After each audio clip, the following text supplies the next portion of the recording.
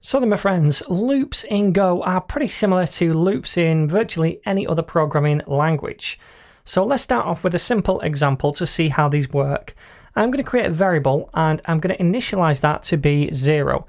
And what I'm going to do is loop through some kind of block of code while x is below a certain value. So this could be considered like a while loop in certain languages. However, in Go, we always use the for keyword, right? So the for keyword in Go can be for a while loop, a typical for, and also a for in. And we're going to see all of these variations. To begin with, what I want to do is say, for a certain condition, execute a certain code block. Now that condition is going to be for x is less than 5. So we're basically saying while x is less than 5, I want you to run this code, right?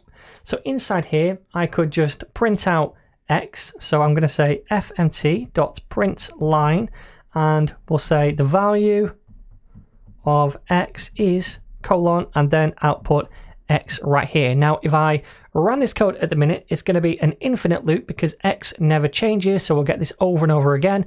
Not a good idea. So I'm going to say down here after the print statement, x plus plus. And what that does is add 1 to x. So we print this out, we add 1 to x, we go back to the top, evaluate again, x is 1, come into the code block, print it out, etc., etc., etc., until x reaches 5, where it's no longer less than 5, and then we stop this loop. So let's save this and give this a whirl. I'm going to clear this console and then I'm going to run the file, go run main.go, and we can see 0, 1, 2, 3, and 4. So that's a very simple loop, right? Okay, so let me now comment all of this out and do another example, which is kind of like a traditional for loop. And inside this one, we're going to declare the incrementer, if you like, the variable that's going to increment on each iteration of the loop. So we're going to say for I is colon equal to 0. So that's the initialization of that variable, a bit like x, but we're using I this time. And I is less than 5. That's like this thing right here. That's what we're evaluating. And if this is true, then we're going to run the loop and then semicolon. And then each time around, what we're going to do, we're going to increment I by 1. So all we're doing is putting this, this, and this inside the for loop right here. So it does the same thing. And inside here, I'm just going to copy this and paste it and change this to I and change this to I. And it should pretty much just do the same thing, right? Because each time around, I is having 1 added to it. And eventually it's going to stop when I gets to 5. So it works the same way. Awesome. All right then, so I want to show you something else now. I want to show you how we can loop through maybe a slice of strings or a slice of numbers. So what I'm going to do is just paste a slice down here, call names. A slice of strings, Mario, Luigi, Yoshi, and Peach, and I want to cycle through those. And we can use the same kind of loop right here. So let me copy this and paste that loop down here and uncomment it. And instead of I being less than 5, what I'm going to do is say, while I is less than the length of names. So remember, to get the length of a slice, we can use len and then pass in the slice name. So I'm saying right here, while I is less than the length of this slice, carry on doing the loop. And each time around, we're adding 1 to I. So when I becomes greater than the length of this, we're no longer going to carry on. Now, instead of printing out just I, what we could do now is print out the element at position I of the slice. So let's do that. I'm going to print out names and then pass in I. Now, to begin with, that's going to be 0.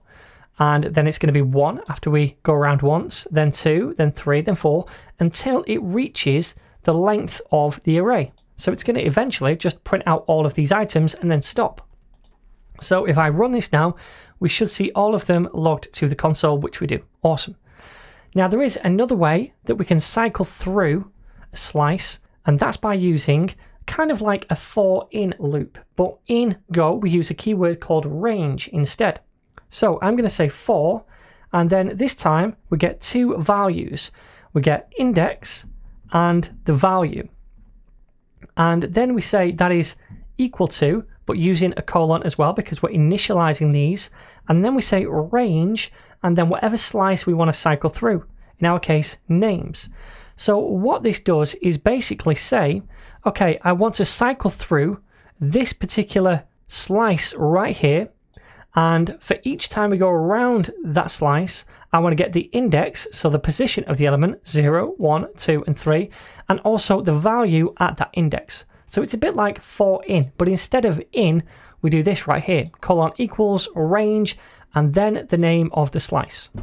So then, let's give this a whirl.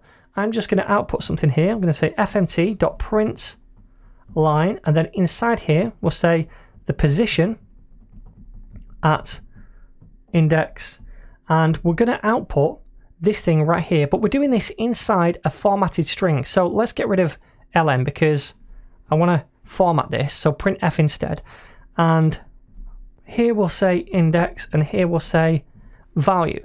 So all we need to do is say %v to output the index in its default format, so that's going to be 0, then 1, then 2, etc.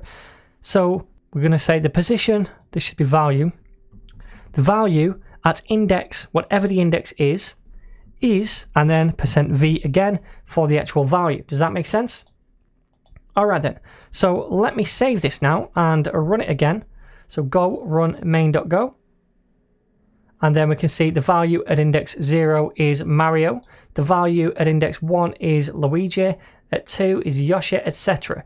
Now we can format this a little bit better by adding on the new line character at the end, so save that and test this again because it's a bit unreadable that.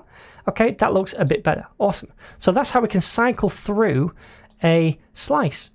Now, what if we don't want to use, for example, the index? What if we just want to use the value? Well, let me show you what happens. I'm going to copy this and paste it down here, then comment this thing out. Right, so if I don't want to use the index and I get rid of the index right here, so I just say the value is v, like this, right? Then we get an error because it's saying, look, we've declared index, but we're not using it. But we don't want to use it. So if we don't want to use it, we can just get rid of it and replace it with an underscore. And likewise for the value, if we wanted the index, we'd write index, but use an underscore for value if we didn't want the value. All right, pretty simple. So now if we save this and run it, we should just see the value is and then whatever the name is each time around. Awesome. Now just one more thing. I'm going to come down here and say fmt.print ln the names, right? Just so we're printing this to the console at the end. Now I want to show you what happens if we try to update the value inside here. So we're cycling through the names, and if I update the value each time around, for example, I set it equal to a new string, like new string, what's going to happen? Is it going to update the actual value in the slice? Well, let's take a look. I'm going to save it and run this.